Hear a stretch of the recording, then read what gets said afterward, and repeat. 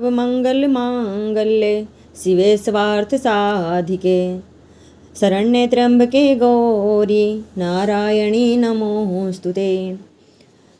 दुर्गा सप्तशती का चौथा अध्याय। इंद्र आदि देवताओं द्वारा माँ दुर्गा देवी की स्तुति।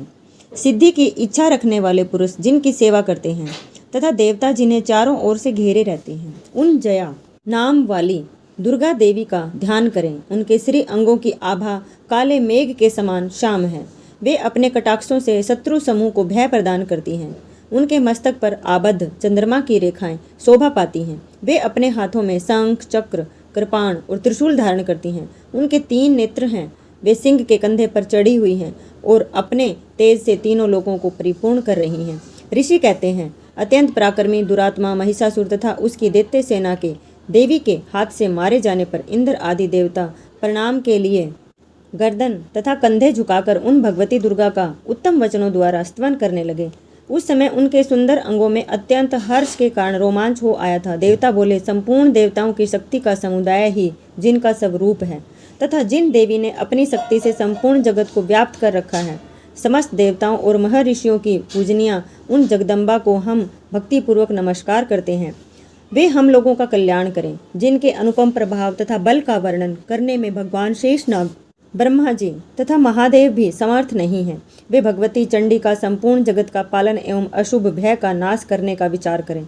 जो पुण्यात्माओं के घरों में स्वयं ही लक्ष्मी रूप से, पापियों के यहाँ दरिद्रता रूप से, शुद्ध अंतःकरण वाले पुरुषों के हृदय में बुद्धि रूप से, सत्पुरुषों में श्रद्धा रूप से तथा कुलीन मनुष्यों में लज्जा रूप से निवास करती हैं, उन आप भगवती दुर्गा को हम नमस्कार करते हैं। देवी, आप संपूर्ण विश्व का पालन कीजिए।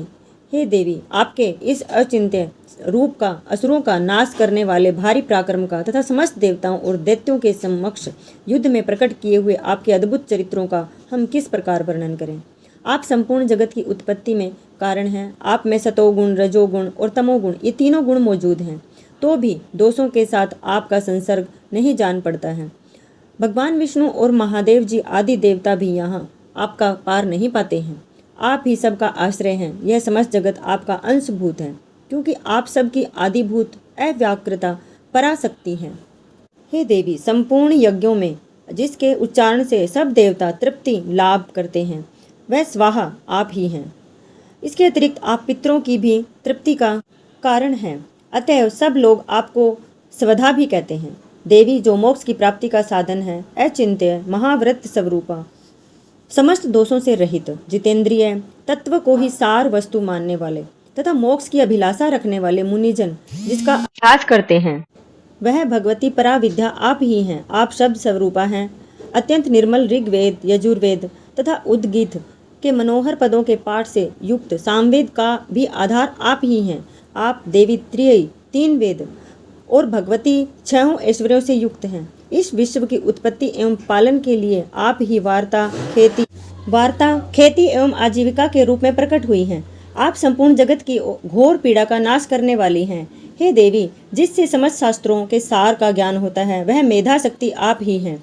दुर्गम भव सागर से पार उतारने वाली नौका रूप दुर्गा देवी आप ही हैं। आप ही कहीं भी आसक्ति नहीं है। कैटभ के शत्रु भगवान विष्णु के वक्ष स्थल में एकमात्र निवास करने वाली भगवती लक्ष्मी तथा भगवान चंद्रशेखर द्वारा सम्मानित गौरी देवी भी आप ही हैं। आपका मुख मंद मुस्कान से सुशोभित है। निर्मल, पूर्ण चंद्रमा के बिंब का अनुकरण करने वाला और उत्तम सुवर्ण की मनोहर कांति से कमनीय है, तो भी उसे देखकर महिषासुर को क्रोध हुआ और सहसा उसने उस पर प्रहार कर दिया। यह बड़े आश्चर्य की बात है। देवी, वही मुख जब क्रोध से युक्त होने पर उदय काल के चंद्रमा की भांति लाल और तनी हुई बोहों के कारण विकराल हो उठा है, तब उसे देखकर जो महिषासुर के प्राण तुरंत नहीं निकल गए, यह उससे भी बढ़कर आश्चर्य की बात है, क्योंकि क्रोध में भरे हुए यमराज को देखकर भला कौन जीवित रह सकता है। देवी, आप प्रसन्न हो। परमात्मा स्वरूपा, आपके प्रसन्न होने पर जगत का अभ्युदय होता है और क्रोध में भर जाने पर तत्काल ही आप कितने ही कुलों का सर्वनाश कर डालती हैं। यह बात अभी अनुभव में आई है, क्योंकि महिषासुर की यह विशाल सेना क्षण भर में ही आपके कोप से नष्ट हो गई है।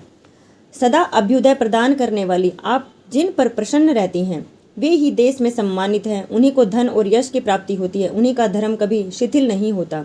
तथा वे ही अपने हष्ट पुष्ट स्त्री पुत्र और भृत्यों के साथ धन्य माने जाते हैं। देवी, आपकी ही कृपा से पुण्यात्मा पुरुष प्रतिदिन अत्यंत श्रद्धापूर्वक सदा सब प्रकार के धर्मानुकूल कर्म करता है और उसके प्रभाव से स्वर्ग लोक में जाता है। इसीलिए आप तीनों लोकों में निश्चय ही मनोवांछित फल देने वाली हैं। माँ दुर्गे, आप स्मरण करके सब प्राणियों का भय हर लेती हैं और समस्त पुरुषों द्वारा चिंतन करने पर उन्हें परम कल्याणमयी बुद्धि प्रदान करती हैं। दुख, दारिद्रता और भय हरने वाली देवी, आपके सिवा दूसरी कौन है जिसका चित्त सबका उपकार करने के लिए सदा ही तत्पर और दयाद्र रहता हो। देवी, इन राक्षसों के मारने से संसार को सुख मिले तथा ये राक्षस चिरकाल तक नरक में रहने के लिए भले ही पाप करते रहे हों, इस समय संग्राम में मृत्यु को प्राप्त होकर स्वर्ग लोक में जाएं। निश्चय ही यही सोचकर आप शत्रुओं का वध करती हैं। आप शत्रुओं पर शस्त्रों का प्रहार क्यों करती हैं? समस्त असुरों को दृष्टिपात मात्र से ही क्षण भर में भस्म कर नहीं देती आप? इसमें एक रहस्य है। ये शत्रु भी हमारे शस्त्रों से पवित्र होकर उत्तम लोकों में जाएं। इस प्रकार उनके प्रति भी आपका विचार अत्यंत उत्तम रहता है। खड़ग के तेज पुंज की भयंकर दीप्ति से तथा आपके त्रिशूल के अग्रभाग की घनीभूत प्रभा से चौंधियाकर जो असुरों की आंखें फूट नहीं गई, उसमें कारण यही था कि वे मनोहर रश्मियों से युक्त चंद्रमा के समान आनंद प्रदान करने वाले आपके इस सुंदर मुख का दर्शन करते थे। देवी, आपका शील दुराचारियों के बुरे बर्ताव को दूर करने वाला है। साथ ही यह रूप ऐसा है जो कभी चिंतन में भी नहीं आ सकता और जिसकी कभी दूसरों से तुलना भी नहीं की जा सकती है। तथा आपका बल और पराक्रम तो उन दैत्यों को नाश की कगार पर लेकर जाने वाला है जो कभी देवताओं के पराक्रम को भी नष्ट कर चुके थे। ऐसे दैत्यों का नाश करने वाला है। इस प्रकार आपने शत्रुओं पर भी अपनी दया की दृष्टि प्रकट की है। वरदायिनी देवी, आपके इस पराक्रम की किसके साथ तुलना हो सकती है? तथा शत्रुओं को भी भय देने वाली एवं अत्यंत मनोहर ऐसा रूप भी आपके सिवा और कहाँ है? हृदय में कृपा और युद्ध में निष्ठुरता, ये दोनों बातें तीनों लोकों के भीतर केवल आप ही में देखी गई हैं। माते, अपने शत्रुओं का नाश करके इस समस्त त्रिलोकी की रक्षा की है आपने। उन शत्रुओं को भी युद्ध भूमि में मारकर स्वर्ग लोक में पहुंचाया है तथा उन्मत्त दैत्यों से प्राप्त होने वाले हम लोगों के भय को भी दूर किया है। आपको हमारा नमस्कार है। हे देवी, आप शूल से हमारी रक्षा करें।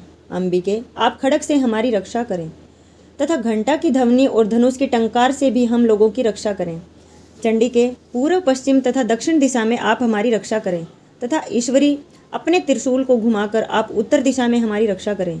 तीनों लोकों में आपके जो परम सुंदर एवं अत्यंत भयंकर रूप विचरते रहते हैं, उनके द्वारा आप हमारी तथा इस भूलोक की रक्षा करें। अंबिके, आपके पल्लवों से शोभा पाने वाले खड़ग, शूल तथा गदा आदि जो जो अस्त्र हों, उन सब के द्वारा आप सब ओर से हम लोगों की रक्षा करें।